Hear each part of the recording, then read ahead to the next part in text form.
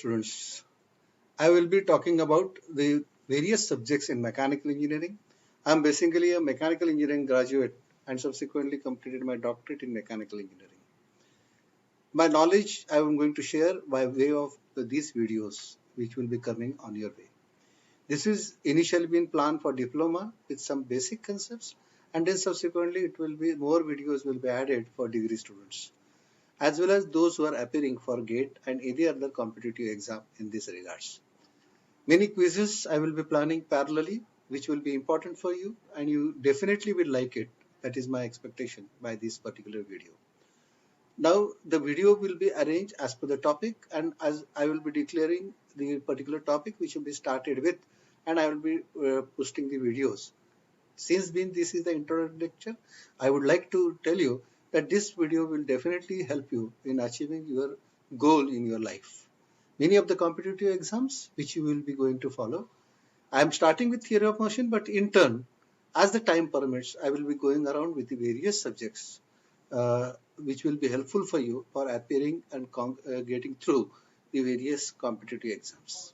Along with this, I will be putting on my website various quizzes from time to time, which you, if you attempt, I'm sure your goal will be very nearer to you, and I'm sure that you will be going to conquer it. Thank you very much for the initial link. I will be starting my first lecture, which is the fundamental of kinematics and mechanisms. Everybody interested in this particular topic, which is normally a scoring topic from the exam point of view too. Now, what I'm going to see in this particular topic, it is definition of kinematics, dynamics, statics, and kinematics, link and its types. When we talk about theory of machine, it is the branch of engineering which deals with the study of relative motion between various machine parts and the forces which are act on them. Basically, these forces and the motion are very important when we start with the design. Subsequently, when we try to subdivide how the theory of machine will look like, basically it involves the study of kinematics and dynamics basically. Kinematics basically studies the relative motion between the various parts of machine, whereas the dynamics which deals with the forces and their effects. Again, further we see the statics, which is studying the object when it is at rest, and kinetics is when we are considering the body is in motion. We're going to see the definition part of it. Again, we'll just roughly will go through this. It is the branch of the theory of machine which deals with the study of relative motion between the various parts of the machine. That is, it is the study of position, displacement, speed, velocity, acceleration.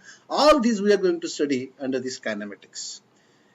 Next, we are going to study dynamics. Dynamics, it deals with the forces and their effects acting on the machine part.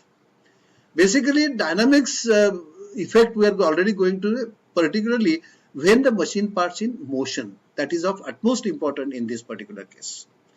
Dynamics are further divided into statics, and it deals with the forces, their effects on the machine part when it is at rest.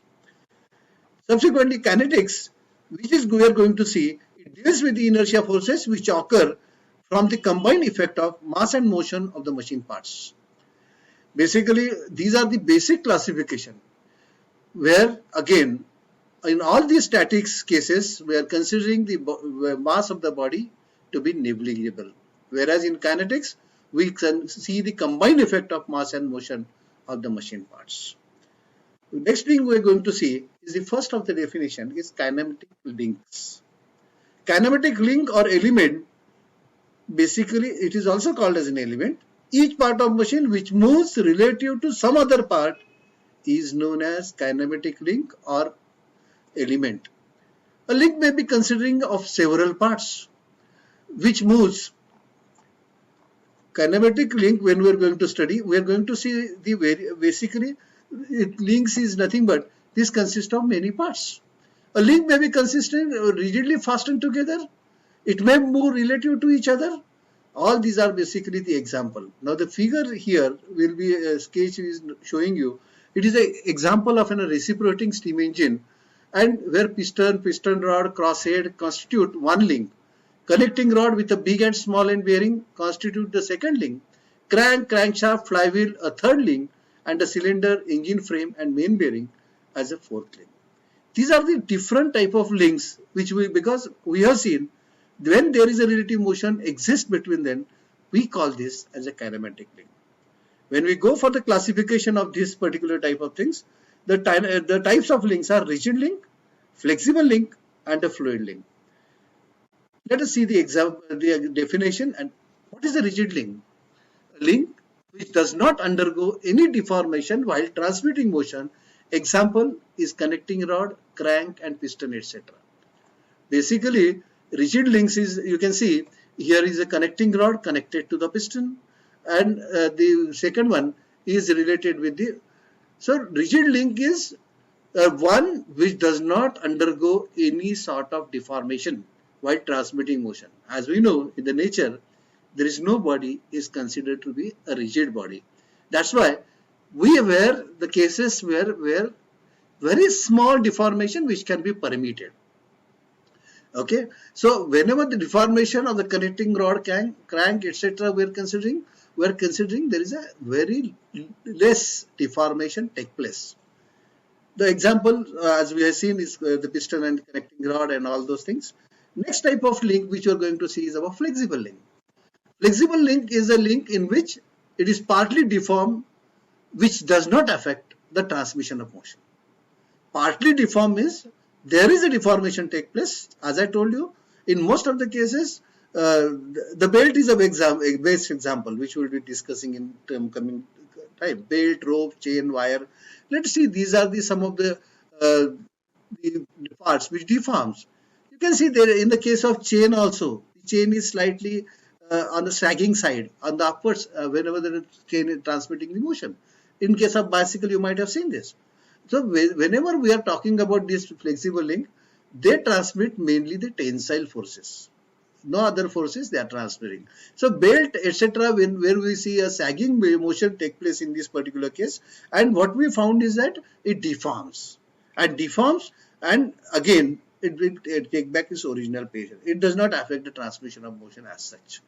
Belt drive, as you know, is mainly employed in case of the machines where the students are working, because whenever belt driven are there, excessive load or excessive cut if you take, you know that this will take up this and the belt will slip over it and it will not transmit the motion. Basically, the flexible links, when we talk about, we are talking about flexible links in when the belt, ropes, chain, etc., we are going to consider in these particular cases.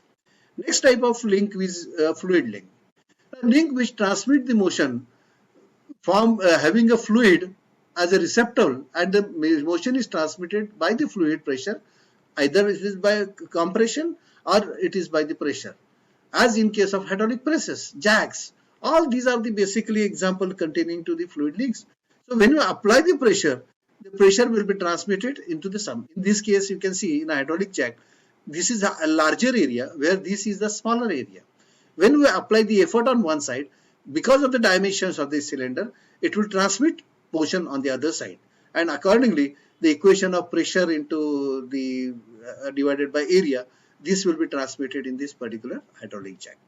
Next we are going to consider is basically the braking system in the case of the four-wheelers, hydraulic brake systems, where there is a reservoir, and the reservoir the oil will be transmitted when we apply the brake, and because of this there is a movement of this, and the master cylinder push rod will be applied, and subsequently the brakes are applied on the motion. So basically, when we talk about the kinematics, there are three types of links which you are going to see. The first one which we are going to see is about the rigid link, where there is no deformation take place. That is what, but very negligible when there is no rigid body in the nature surface.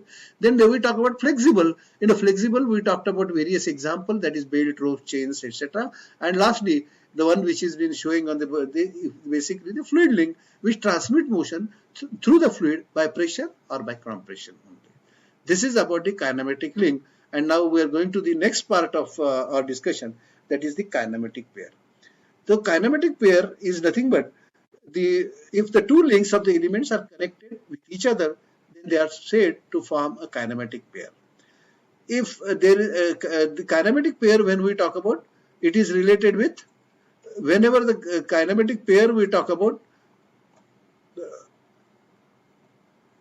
That is, if the relative motion between them is completely or successfully constrained and that is in a definite direction, then the pair is called as a kinematic pair. That is what we mean.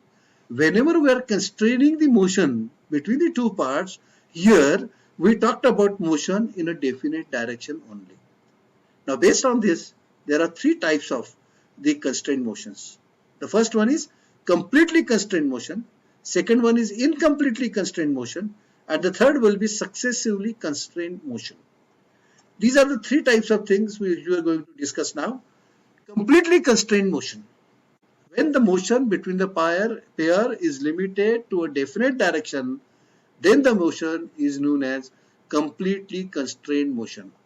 That is, whenever we talk about motion of a square bar in a hole, you can see that because whenever we use the square bar in a square hole, there is a rotational motion is constrained. But at the same time, it will have only one motion, and that motion which is moves along the axial direction. The second example is of piston and cylinder motion on the shaft with the collars. When we are going to keep the collars to fitted to the shaft, let us talk about if there are no collars, which you are going to see the next one. When there is no collars, the shaft can be able to have a reciprocating motion as well as it will can rotate about it as its axis. That is, when we are fitting the collar, we are restricting the shaft from lateral movements.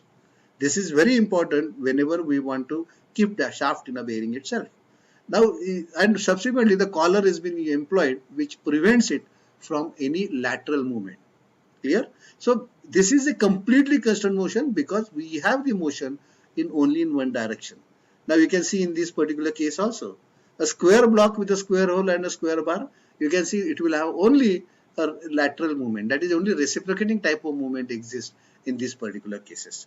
Next thing we are going to see is incompletely constrained motion. When a motion between pair can take place in more than one direction, then the motion is called as incompletely constrained motion. We have seen in the previous case a circular bar with a collar. Now we are going to see a circular bar with a circular hole only. Now what is happening in this case? In this case, the shaft rotates as well as it can reciprocate. So we have more than one direction the movement of shaft take place. That's why this particular motion is incompletely constrained motion. That is what we talked about. Next thing what we are going to see is about successfully constrained motion. Now, when we talk about successfully constrained motion, the motion between the pair is not completely constrained by itself, but we are to use some other means for constraining it. Okay, so then particularly, so when we are using some other means, then the motion is said to be a completely constrained. Motion of engine valves and shaft and footstep bearings are the example in these particular cases. That is, in case of the footstep bearing, you can see the load is applied in this direction and the shaft is held in a footstep bearing, as you can see. Now what is happening? It has been constrained for further movements, or even you can use the keys by which we can able to stop the particular movement. Successfully constrained motion in only in one direction. That is what motion is not completely constrained by itself, but we have to use some other means in this particular. Thank you very much, friends. Feel free to leave questions or the comments on this video on the YouTube channel. If you like, please share it or subscribe my channel.